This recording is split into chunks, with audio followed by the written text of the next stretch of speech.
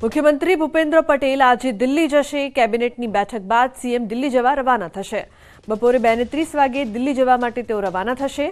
સાંજે 5 વાગે દિલ્હી પહોંચી ગરવી ગુજરાતમાં જશે અને ત્યારબાદ પીએમ મોદી સાથે મુલાકાત કરવા રવાના થશે। રાત્રે 9 વાગે દિલ્હીથી ગુજરાત આવવા માટે તેઓ રવાના થશે।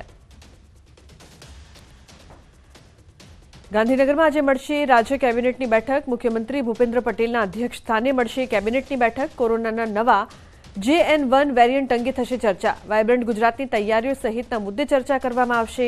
સવારે 10 વાગે મળશે કેબિનેટની બેઠક।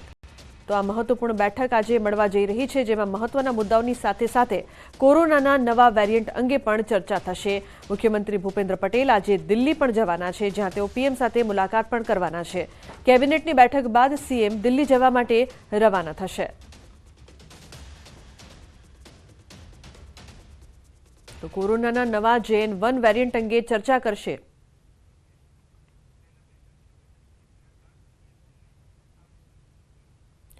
તો વધુ માહિતી માટે ગીતા જોડાયા છે ફોન લાઈન પર। તેમની સાથે વાત કરીને જાણકારી મેળવીએ। ગીતા, જે પ્રકારથી આજે મહત્વપૂર્ણ બેઠક છે અને બેઠક બાદ તેઓ દિલ્હી પણ જઈ રહ્યા છે મુખ્યમંત્રી, શું અપડેટ્સ, શું વધુ માહિતી? જે સીએમ ભૂપેન્દ્રભાઈ પટેલને અચાનક દિલ્હીનું તેડું આવ્યું છે। આજે સવારે 10 કલાકે યોજાનાર કેબિનેટની બેઠક બાદ સીએમ બપોરે લગભગ 2:30 વાગ્યાની આસપાસ દિલ્હી જવા રવાના થશે। સાંજે 5 વાગે તેઓ દિલ્હી પહોંચશે। ગરવી ગુજરાતમાં તેઓનું રોકાણ છે ને ત્યાં પહોંચ્યા બાદ તુરંત તેઓ પીએમને મળવા રવાના થશે અને સીએમ 5 વાગે પહોંચીને રાત્રે 9 કલાકે દિલ્હીથી પરત ગુજરાત પાછા પણ આવી જશે। એટલે માત્ર 3 કલાકની ટૂંકી મુલાકાત, અચાનક મુલાકાતને લઈને તર્ક વિતર્ક છે। એવું મનાઈ રહ્યું છે કે લોકસભા ચૂંટણી પહેલા અને પ્રી વાઇબ્રન્ટ સમિટના ભરચક કાર્યક્રમો વચ્ચે અચાનક સીએમ જ્યારે દિલ્હી જઈ રહ્યા છે ત્યારે બોર્ડ નિગમમાં નિમણૂક મુદ્દે ચર્ચા થઈ શકે છે। આગામી વાઇબ્રન્ટ સમિટમાં આવનાર સંભવિત રોકાણો મુદ્દે ચર્ચા થઈ શકે છે। રાજ્યના વિકાસલક્ષી પ્રોજેક્ટ મુદ્દે સીએમ પીએમને રિપોર્ટ પણ સોંપી શકે છે। સાથે સાથે રાજ્યના પ્રિન્સિપલ ચીફ સેક્રેટરી કૈલાશનાથના કાર્યકાળની મુદત આગામી 27મી ડિસેમ્બરે પૂર્ણ થઈ રહી છે, ત્યારે તેઓના કાર્યકાળને લંબાવો કે નહીં તે મુદ્દે પણ ચર્ચા થઈ શકે છે। અને સાથે સાથે કોરોનાનો જે નવો વેરિયન્ટ છે તે કેટલો ગંભીર, એના માટે ગુજરાતે અગમચેતી રૂપે શું કરવાની જરૂર છે તે મુદ્દે હેલ્થ મિનિસ્ટર મનસુખ માંડવિયા સાથે પણ તેઓ વાતચીત કરી શકે છે અને પીએમ સાથે પણ તેઓ વાતચીત કરી શકે છે। પરંતુ હાલ તો 3 કલાકના ટૂંકા રોકાણ માટે તાત્કાલિક ધોરણે તેઓ દિલ્હી કેમ જઈ રહ્યા છે તે મુદ્દે તર્ક વિતર્કનો માહોલ છે। જી બિલકુલ ગીતા, આભાર આ સમગ્ર માહિતી બદલ। તો કેબિનેટની આ મહત્વપૂર્ણ બેઠક બાદ સીએમ દિલ્હી જવા રવાના।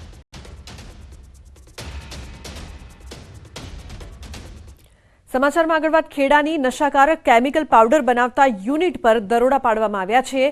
નડિયાદ જીઆઈડીસીમાં નશાકારક કેમિકલ પાવડર બનાવતી ફેક્ટરી ઝડપાઈ। ક્લોરલમાંથી પ્રક્રિયા કરી ક્લોરલ હાઇડ્રેટ પાવડર બનાવતા હોવાનો ખુલાસો થયો। ક્લોરલ હાઇડ્રેટ પાવડર બનાવીને તેને અન્ય કેમિકલનું નામ આપીને ગેરકાયદેસર ઉત્પાદન કરવામાં આવતું। કેમિકલ પાવડરનો નશાકારક ડુપ્લિકેટ તાળી બનાવવામાં ઉપયોગ થતો હોવાનો પણ ઘટસ્ફોટ થયો છે। ફેક્ટરીમાંથી લેપટોપ, પ્રિન્ટર, પ્રવાહી અને પાવડરનો જથ્થો જપ્ત કરવામાં આવ્યો છે। કુલ 24,86,000નો મુદ્દામાલ જપ્ત કરાયો છે। 9,200 લીટર પ્રવાહી ક્લોરલ જપ્ત કરવામાં આવ્યું છે। પ્રકાશ નામનો આરોપી જાતે ચલાવતો હતો ફેક્ટરી। રોઝ ક્રિસ્ટલના નામથી ખોટા બિલ બનાવીને કરતો હતો વેચાણ। પોલીસે ફેક્ટરીમાં કામ કરતા 2 નોકરની પૂછપરછ કરી છે। નોકરોને અંધારામાં રાખીને ફેક્ટરી માલિક કામ કરાવતો હોવાનો પણ ખુલાસો થયો છે। કાચું ખાતર બનતું હોવાની શ્રમિકોને માહિતી હતી। કેમિકલયુક્ત પાવડરથી થઈ શકે છે માણસનું મોત। તો મુખ્ય આરોપી પ્રકાશ ગોપાણીને પકડવા પોલીસે ચક્રો ગતિમાન કર્યા છે। કેમિકલ અને ફેક્ટરીના લાયસન્સ વિશે પણ તપાસ ચાલી રહી છે।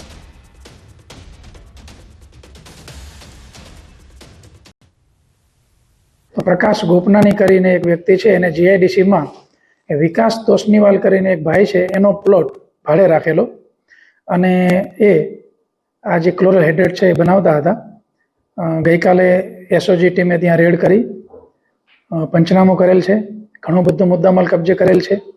અગત્યના ડોક્યુમેન્ટ્સ મળેલ છે અને એ સિવાય જે કેમિકલ્સ છે એના raw material, final product, intermediate એ ઘણી બધી બાબતો મળેલ છે। ખેડા જિલ્લો જાણે હવે ડુપ્લિકેટ વસ્તુનું એપી સેન્ટર બની ગયું હોય તેમ લાગી રહ્યું છે।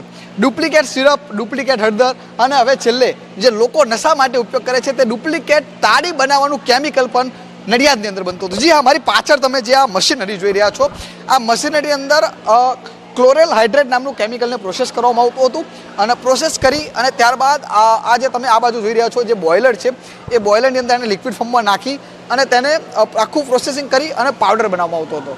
આ પાવડર બનાવી અને આ જે કેમિકલ છે તે તાડીમાં વપરાવાનું હોવાનો પોલીસ તપાસમાં ઘસફોડ થયો છે. સમગ્ર ઘટનાની વાત કરું તો જે પ્રકારે આણંદ જિલ્લાના પેટલાદમાંથી એક કેમિકલનો જથ્થો પકડાયો હતો, તાડીનો જથ્થો પકડાયો હતો અને આ જે તાડી છે તે તાડી બનાવવા માટેનું જે કેમિકલ છે તે પોલીસ તપાસમાં મુંબઈથી આવતું હોવાનું ખુલ્યું હતું. સમગ્ર મામલે આણંદ પોલીસ જ્યારે મુંબઈ તપાસ માટે ગઈ ત્યારે મુંબઈ પોલીસને જાણ થઈ હતી કે કેમિકલ નડિયાદની અંદર આવેલી જીઆઈડીસીમાં રુદ્ર એન્ટરપ્રાઇઝ નામની કંપની અંદરથી આવતું હોવાનું સામે આવ્યું હતું. ત્યારબાદ આણંદ પોલીસે ખેડા પોલીસને જાણ કરતા ખેડા પોલીસે આ તપાસ કંપની અંદર દરોડા કર્યા હતા અને દરોડા કર્યા બાદ અહીં આગળથી ક્લોરેલ હાઇડ્રેટ નામનું કેમિકલ પકડાઈ આવ્યું હતું. સમગ્ર મામલાની વાત કરીએ તો જ્યારે પોલીસે અહીં આગળ દરોડા કર્યા તે દરમિયાન આ કેમિકલ જ્યારે પકડાયું ત્યારે પોલીસને જાણવા મળ્યું હતું કે આ કેમિકલ અગરબત્તીના કેમિકલના નામે મુંબઈ મોકલવામાં આવતું હતું અને મુંબઈથી આ કેમિકલ સમગ્ર ગુજરાતમાં અને અન્ય સ્થળો પર મોકલાતું હતું. દ્રશ્યોમાં જે પ્રકારે તમે જોઈ રહ્યા છો આ લિક્વિડ ફોર્મનું કેમિકલ છે, ક્લોરેલ હાઇડ્રેટ નામનું આ કેમિકલ છે. આ કેમિકલ ખરેખર જીવલેણ હોય છે, પરંતુ આનો ઉપયોગ છે તે લોકો તાડી જે નશાકારક જે ગામડામાં કરવા માટે જે પીતા હોય છે એ તાડી માટે થતો હતો. આ કેમિકલ ફોર્મમાંથી પાવડર ફોર્મ કરી અને આનો સમગ્ર કારોબાર ચાલતો હતો. ગત રોજ જ્યારે પોલીસે દરોડા કર્યા ત્યારથી અહીંયાથી 24 લાખથી વધુનો મુદ્દા માલ અહીં આગળ પોલીસને પકડાઈ આવ્યો છે. સમગ્ર મામલે હાલમાં આણંદ પોલીસ દ્વારા આરોપીની ધરપકડ કરવાની પણ સૂત્રો તરફથી માહિતી મળી રહી છે. પરંતુ આ જે કેમિકલ છે તે ઝેરી હોય છે, પરંતુ લોકો તેને તાડી બનાવીને પીતા હોય છે અને ઘણીવાર એવા પણ કિસ્સા સામે આવતા છે કે તાડી પીવાથી લોકોના મોત થતા હોય છે. ત્યારે આ ઝેરી કેમિકલની કંપનીનો ખેડા પોલીસે પર્દાફાશ કર્યો છે અને હાલમાં સમગ્ર મામલે પોલીસ તપાસ ચાલી રહી છે. પરંતુ નકલી વસ્તુઓનું ખેડા એપિસેન્ટર બનતા તંત્ર પર પણ અનેક સવાલો ઊભા થઈ રહ્યા છે. ઉમંગ પટેલ, ન્યૂઝ 18 ગુજરાતી, નડિયાદ, ખેડા. તો બુલેટિનમાં હાલ રોકાઈશું એક બ્રેક માટે. આપ જોતા રહો ન્યૂઝ 18 ગુજરાતી.